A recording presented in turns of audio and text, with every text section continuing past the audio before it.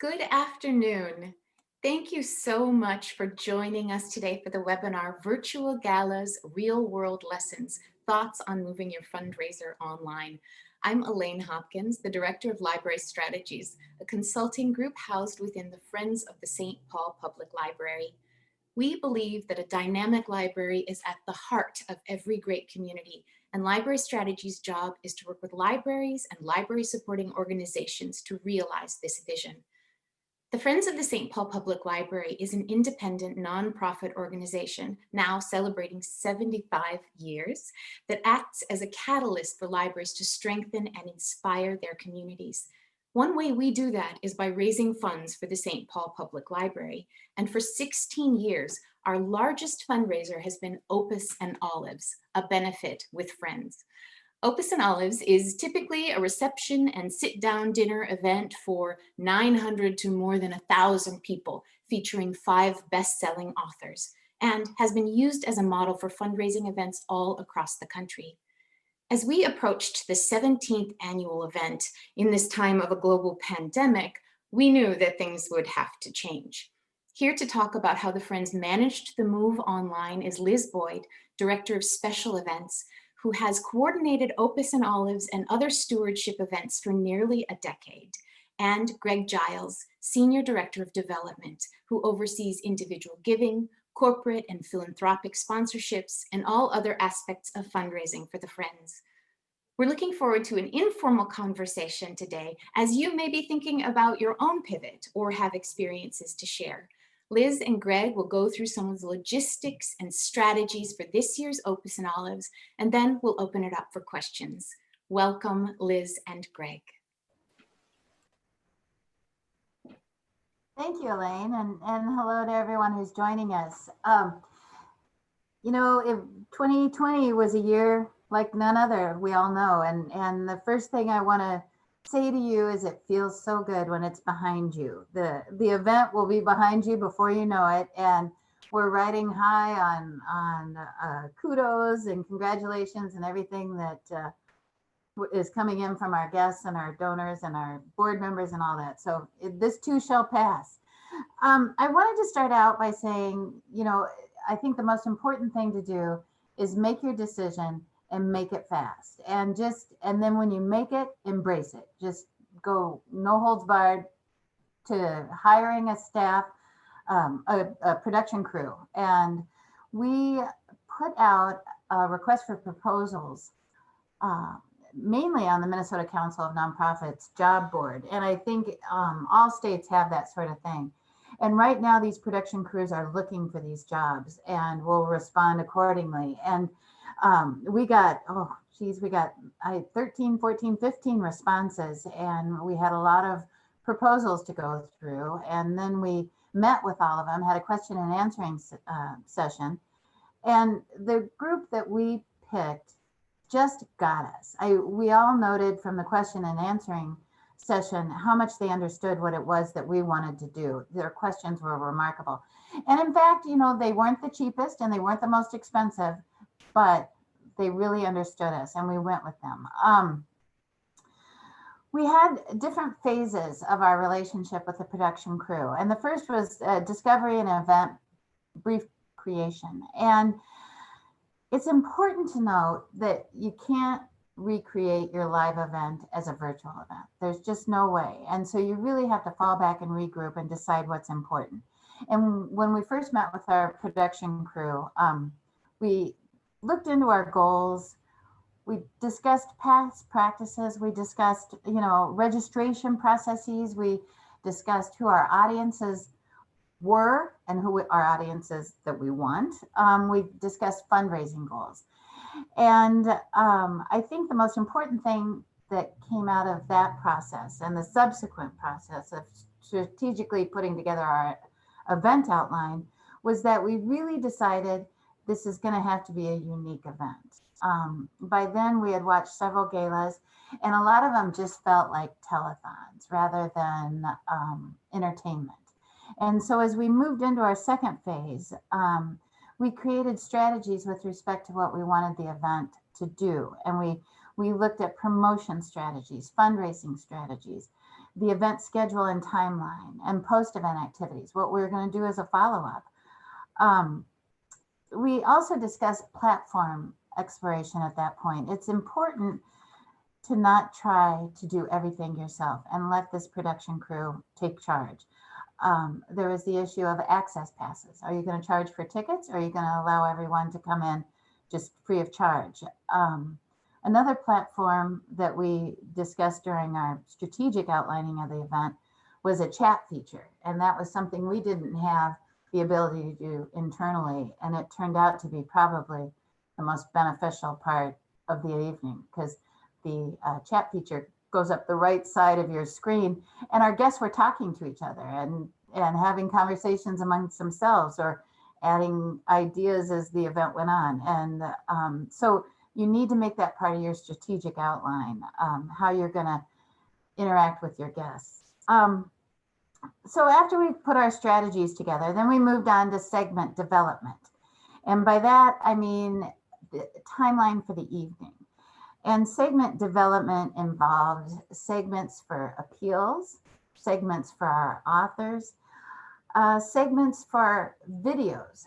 We had 2 videos created in-house that promoted our work with the library and promoted the library itself, which is, you know, when you're raising money, that's what you're doing for the library, after all. So the segment development, we created with our production crew a timeline that we wanted to see that evening.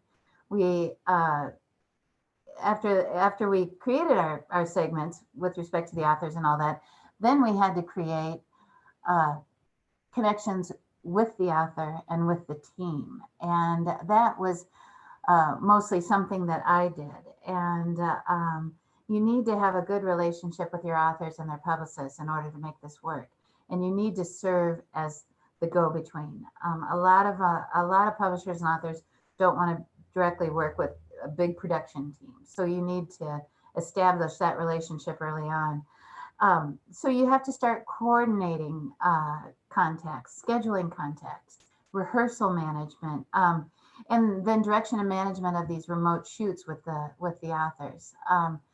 With our production crew, they handled all the technology. And I think you really have to embrace that. Don't try to handle it yourself. They put together camera kits for our authors and got the lighting out to them, and directly controlled their remote shoots. I think that with respect to direction and management, we'll talk more about this too as we get to questions and answering. Our production crew then handled the run of show. This included graphics, animations, the segment design, what the whole scene is that the guests are looking at that night. They did the video editing, and most importantly, backup and emergency plans, because you just don't know what you're going to run up against. As we moved into phase 5 was our rehearsal and actual event execution. And the beauty of this, at least from my standpoint, was that it happened 2 to 3 weeks ahead of the event itself. And that's very important because, the stress that you typically have of the event time, you're having 2 or 3 weeks ahead of time, which is kind of nice. It's a good way to keep control of the event. So our production crew is based in New York City, and our MC Mo Rocca was based in New York City, and that was extremely helpful. That's not something you can necessarily control because there aren't production crews in hometowns of every MC, but that was really beneficial for Mo to be able to go in-house and work with the team directly the night of the event. So they handled the event out of their studio that night, and that was helpful. And then our final phase with the production crew was reporting, data analytics, and we had that meeting yesterday with them, and it was really good to see how many people were reached. It was kind of a love fest after all. I mean, you've worked together with these people for 4 or 5 months, and they really get to be your friends, and you really become reliant on them. A couple more things that I wanted to touch on before I turn it over to Greg. Again, the concept of third-party vendors and platforms. Don't do that yourself. Rely on the professionals to get that job done for you. We had the platform patron who handled our paid access codes. And they also handled that chat feature that we talked about. Be prepared to have weekly meetings with your production crew. I can't tell you how beneficial it is to just communicate, because your wants and needs change, and their ability to do things aren't always what your wants and needs are. So you need to communicate and make sure you keep up with each other. And I remained as the constant contact between them and our team. One quick note about media buy, and here, I have to plead ignorance on social media. It was a learning experience for me, but our production crew did buy some social media time, and we have direct ticket sales out of that. And so let the professionals do it again. I can't emphasize that enough. At the time we thought, spending money on a social media buy, that doesn't seem right. It was worth it. I can't tell you enough. It was totally worth it. Finally, just some personal notes. We also, our regular show is dinner and a show. We buy our people meals, we serve them wine. It's really a wonderful event. The fact that we lost that hit us hard initially, and how are we gonna deal with that customer service we're so known for? And we came up with the concept of a party in a bag. And it seems silly, but I'll tell you, it was the biggest hit of the evening. We created guest bags for our guests, and we had sweet and salty treats. We had olives, because Opus and Olives. Excuse me. We had custom branded wine glasses, custom branded face masks, custom branded napkins. We put them in these really cute branded bags. We had printed material, some information about our sponsors, the printed program for the evening, bookmarks featuring our authors, and don't forget the donation cards and the mail-in envelopes for your people that aren't going to click online and make a donation or text a gift. Finally, and I can't stress this enough, is rely on your staff and let them do what they're good at. I am not good at marketing. I am not good at data input. I'm not good at donation tracking, and Greg does the corporate sponsorships. Let him do it. Don't try to take this on yourself. Let somebody handle the individual ticket sales. And technology, you can forget it. I can't handle technology. Let the experts handle it, and just make sure you're in control, and make sure you're the ringmaster, as I said, that we know what's going on. Keep your donors informed with respect to emails, and prepare for crisis management. You have no idea what's going to happen. We were totally reliant on users' ability to click through and get to the event. We were ready for user error, but in the end, we didn't need it. So I think that's all I have to say right now, Greg. Why don't you follow up, and then we'll take questions. All right, thanks, Liz. Ringmaster extraordinaire is what's actually on Liz's business cards, or at least it should be. So what I want to talk about is kind of the everything but the event itself, and kind of what goes around it. The number one thing, as Liz alluded to, is communicate. Who really are your stakeholders? What do they need? What are they expecting from you from this? And that's all the way from your biggest corporate sponsor to your staff, to the people who are involved in the event, to your ticket purchasers, to who all is your stakeholder. That's going to matter to you. Make sure that you get out in front of them. As soon as we knew that we were switching to a virtual format, we got right out and communicated that out to all of our corporate sponsors. One thing that I know everyone's going to ask, so I might as well just get to it right up front. What did you do about goals? What did you do about fundraising goals?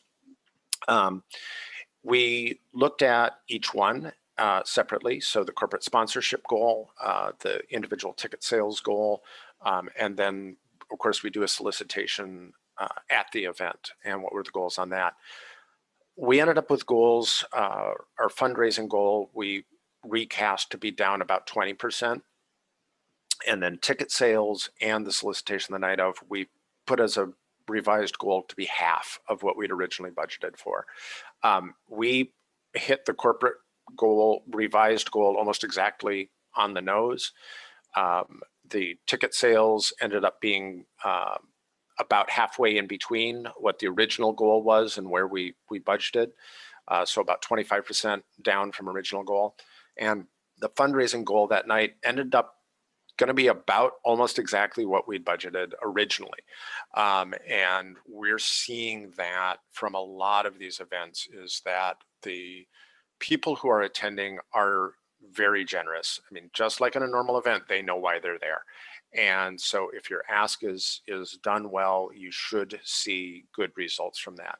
It's not universal. We've seen some that haven't done as well on that. But I think the key to that is remember that this is a special event, and it's not an infomercial, as Liz says. What is that piece that's going to make this event watchable? I mean, I don't mean to overstate it, but what is that that's going to make it worth your folks tuning in for 60 minutes, 75 minutes? Beyond the fact that, gosh darn it, they love your organization, because if they just love your organization, they can send in a check or give you the credit card number. What is that piece of what's going to make them want to watch, want to stick around for the whole thing? And that's a real key to that. A big decision that we had to make was, do we charge for access or do we just open it up for everyone? And we ended up making the decision to charge for access, although charging about a third of what we normally did for our Opus Olives tickets. The event, when it was in person, tickets were $150 per person. We created a streaming ticket that was $50, and that could be one person, it could be two people, it could be five people. Just one computer was $50. And then we also had some higher level ticket packages. And the one thing to remember is, anytime you create a higher level ticket package, someone with great intention is going to push back and say, but how do we justify it? What are they going to get for that? People want to give you money. If you give them a target of how much you want to do and how much you want them to give for that ticket, they'll give it if they want to. If not, they've got the $50 ticket. For us, for instance, we had a $200 ticket that included that party bag that Liz mentioned. And then we had a $1,000 ticket where you got 10 access codes and 5 party bags. And then we had a $3,000 ticket where we threw in a collection of books. The collection of books was $120. They weren't really buying a collection of books. They wanted to give us $3,000. And so we gave them that opportunity. So don't feel that you have to create a package that's worth that much. Because if it is, then you're not really gaining anything, and you're just creating a lot more work for yourself and expense for yourself.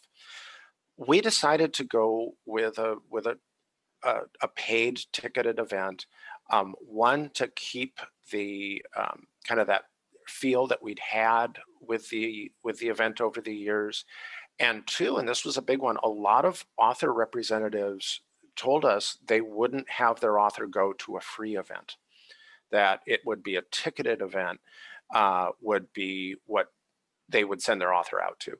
And so that kind of made the decision for us, but it was really hard. It was scary as heck, frankly, for me. How do you project it out when we know how many people we get buying $150 tickets to come to the event?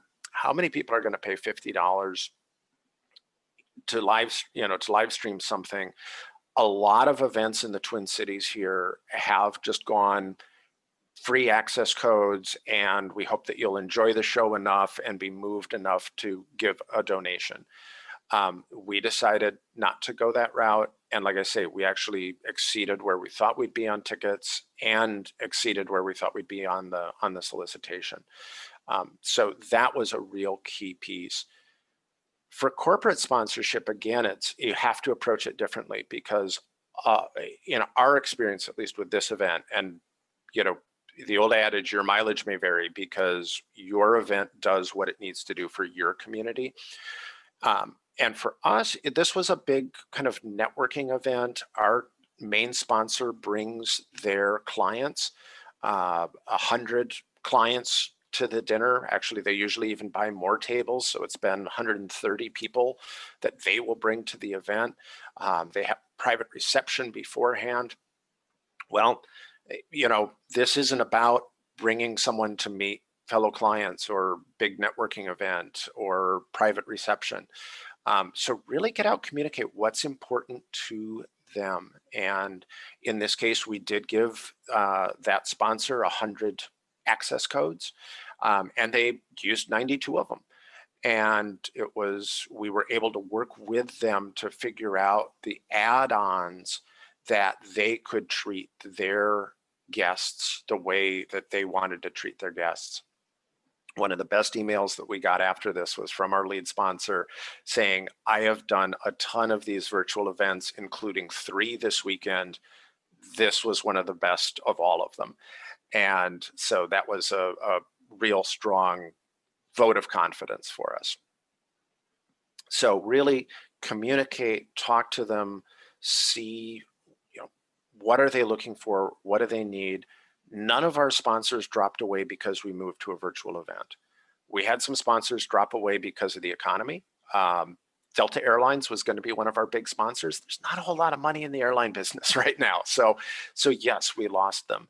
But nobody, they all said, our relationship with you goes beyond an event. We want to be a part of this. We did create a lower level sponsorship at $1,000. Usually our lowest level was $3,000.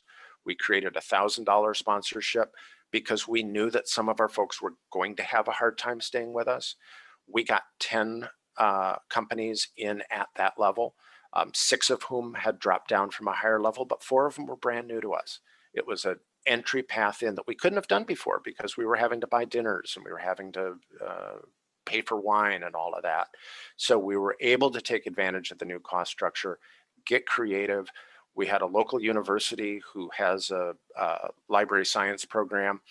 We offered them the library education sponsorship for Opus and Olives and $1,500, and we gave codes to all of their MLIS students and faculty. They loved it. It was a wonderful chance for their folks to participate in the event that they otherwise wouldn't have been able to. And we were able to make a partner of ours happy, and we got $1,500 out of the deal. So I like those kind of things. Be creative, just like you're doing with the event. Be creative with what surrounds it, because your normal kind of things that bind you are gone. There are new things that bind you, but they're different than what they were. So let yourself be creative. Just like you're not trying to recreate the event exactly as it was, don't try and recreate your ticket packages and sponsor packages directly as they were. So that's kind of my overview of what worked and what didn't for us. But the last thing I'm going to say, and then I'm going to let Elaine answer questions, be prepared for last minute ticket sales. A full 28% of our tickets came in the 3 days prior to the event. We sold a ticket at 7:02 p.m. when the pre-show of our event started at 6:30. So be prepared for that. You don't have catering lists that you have to get, numbers to the caterer.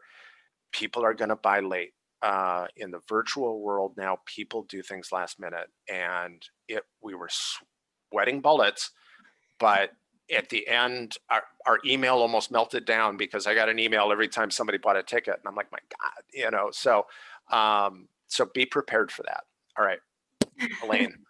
Thank you, Greg. Thank you, Liz. This certainly has been a lesson in dealing with uncertainty, among other things. I'm so grateful that you both were painting the picture of this move to virtual, and I'd like to open it up. I know I've got a few questions to get us rolling, but first, Liz, would you share the other authors who were part of the program in addition to Mo Rocca, and also maybe a word about how you were able to secure them? I think that could be helpful to everyone. You bet. First of all, we have established relationships with publicists and publishing houses, and we've done that over several years. And so we first we go to our connections there. We had Quan Berry, who wrote "We Write Upon Sticks." We had Alex Guarnaschelli, who is a cookbook author. You may know her from the Food Network. And we had Sue Monk Kidd, which I don't need to tell you who Sue Monk Kidd is.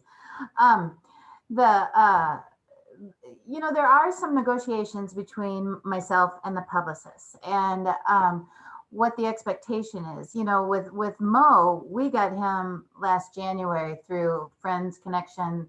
Friends meaning his friends, not the friends. And Quan Berry we got real early on. And so those two came on as thinking they were going to fly to St. Paul. Silly us. Alex and Sue, it was nice because with them, when we were negotiating with them, we were just saying, it's a remote appearance for you. The time commitment is so much less. The expectation of travel is no longer there. And so it really allowed us to reach for the stars. And I have always wanted to do a cookbook, and I was so excited to do a cookbook this year. And Alex did it from her kitchen, and that is something you definitely cannot do at a live event. And, Sue Monk Kidd, we may have been able to get her. I mean, we really are happily in a place now where we can make big asks, of these authors. But who knows? But she was a joy, and she did it remotely from her house in Chapel Hill, North Carolina. And each segment was completely different, and it was so much fun. And Mo at the end interviewed himself. He interviewed the authors individually, and at the end he interviewed himself, which was hilarious, if I might add. Thank you, Liz. So I would love it if both of you could let people know what was the most surprising thing to you about either the experience or the ultimate event itself. Mind, can I put you in the hot seat, Greg, to start? Sure.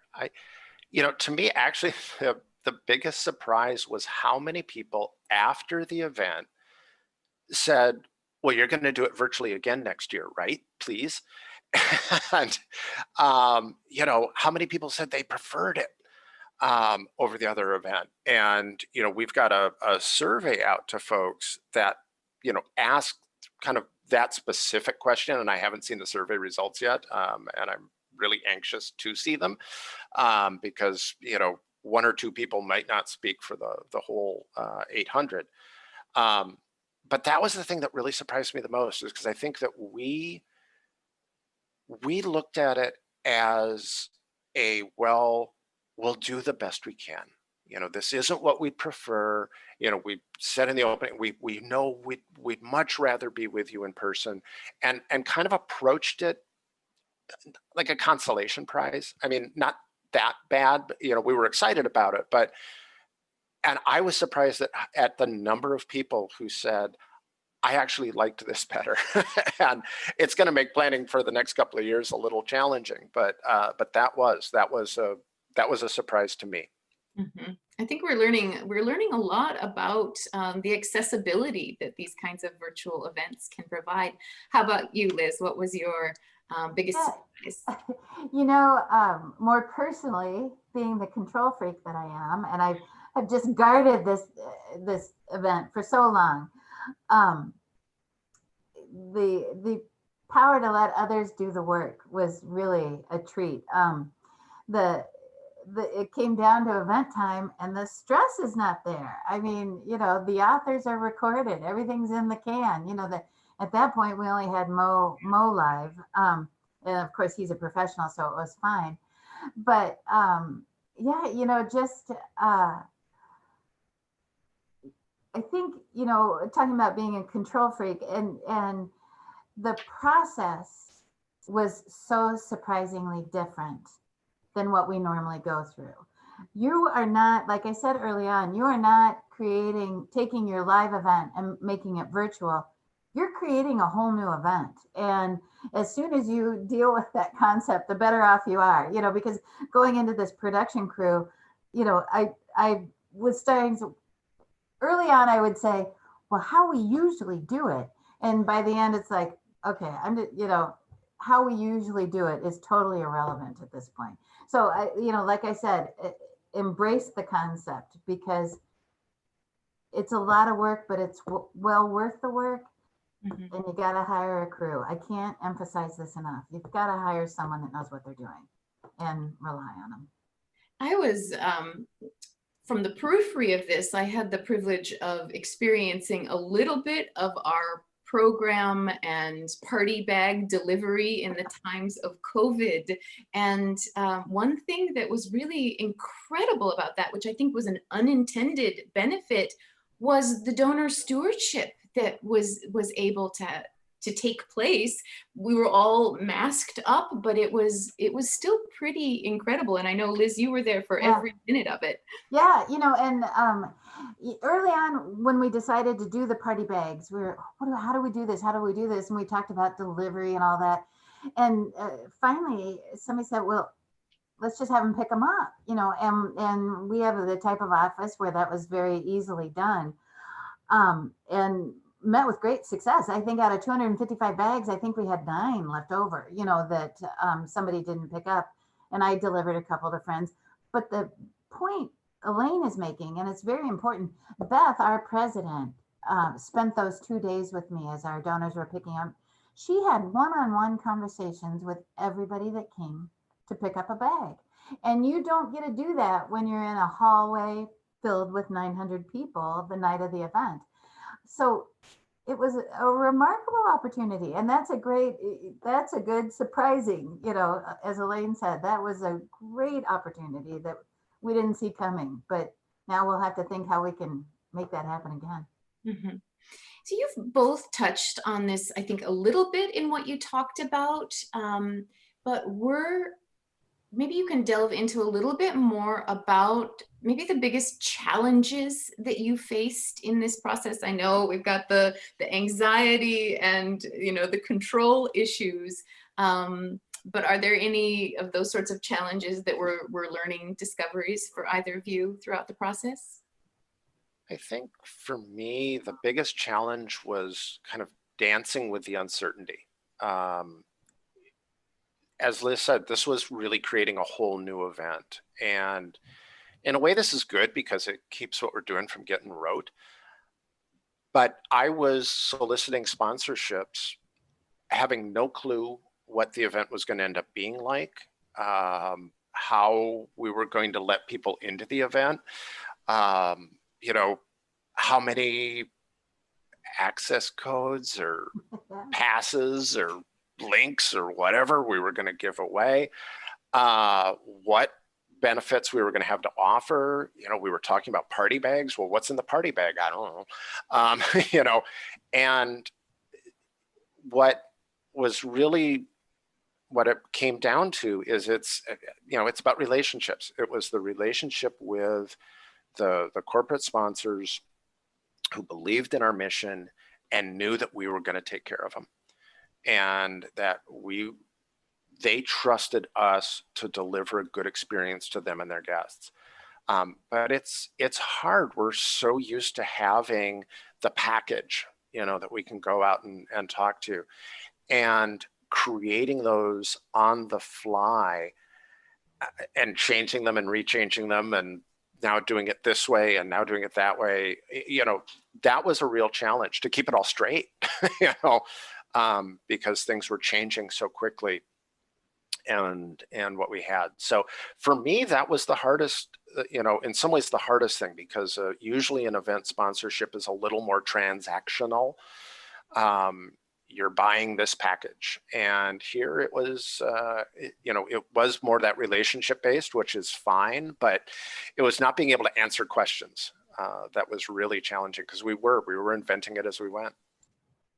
For me, I think the biggest challenge was understanding the concept of social media.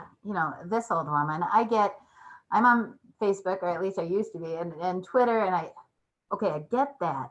But the staff really had a good laugh at me one meeting when I was trying to discuss with them the concept of algorithms, whereas they're laughing because they already knew, and it was something that I was learning about. But the production crew encouraged us to do a social media buy, and I just thought, oh, I know that's some money. I don't know. They convinced us of it, and it was phenomenal. Greg, we ended up having guests from like 24 states. Yeah. Never before have we come close to that. Maybe Wisconsin, but never before have we had that sort of reach. The other thing with respect to social media too was that they kept saying, as Greg said, your ticket sales are coming, they're coming, and I just like, that's not going to happen. But sure enough, that last week after that social media push, the ticket sales just were off the charts. But they focused that social media on Mo Rocca's fan base, on Sue Monk's fan base, on Quan Berry's fan base. Alex Gornishelli, she has this whole group, the Food Network, that I don't know anything about.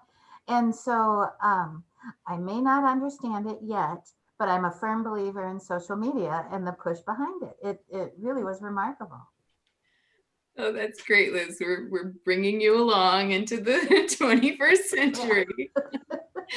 So as a final brief question for you, having re-envisioned what Opus and Olives can be, are there any things that you, of that recreation, that you feel like we need to move this forward in some way as we move into the future with this fundraiser, be it virtual, be it in person? Are there some aspects of this 17th annual Opus and Olives that you're like, we are going to keep this in some way, shape, or form?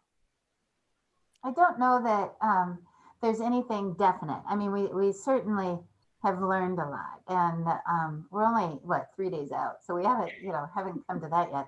But like Greg said, there were so many folks that said this is how you should do it always in the future, and I don't think that's the answer. I really don't. I think someday people will get comfortable. I'm hopeful. And I'm hopeful we'll have 900 to 1,000 people in a room again. I don't know how soon that'll be, and I don't think it will be soon. But they said, well, then just produce two, a live version and a virtual. Well, who's got time for that? But we can think about that. But this year, for the first time, we had our MC interview our authors, as opposed to the authors would get up and do a 10 to 12 minute presentation and sit down. I really liked that. It felt a little more intimate, and I don't know how in the world we control that. We have a hard enough time controlling 10 to 12 minutes talks, but it gave it a different feel. The authors, it felt more personal somehow coming from the authors. Yeah, I was going to say the intimacy of the evening is one of the things.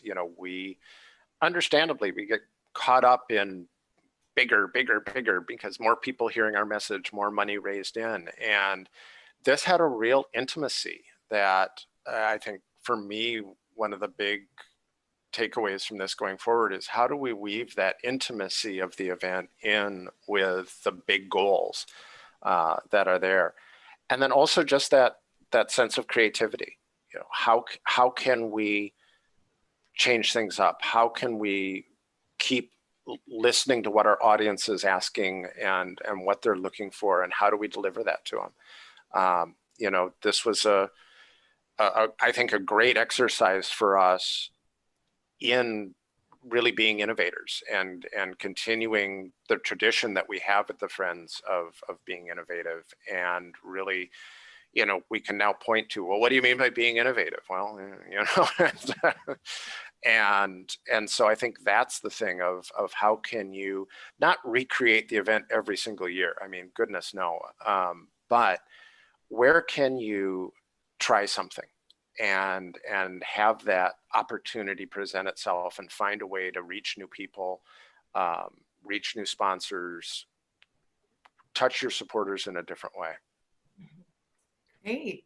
Thank you both so very much for being a part of this conversation today, and congratulations on an immensely successful event.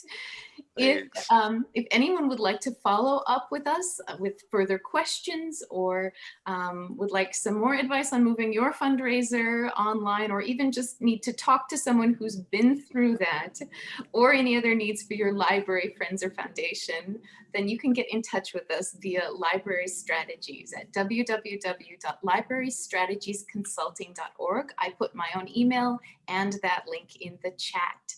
So thank you again, Liz and Greg, and for all of you for being with us today. And take care.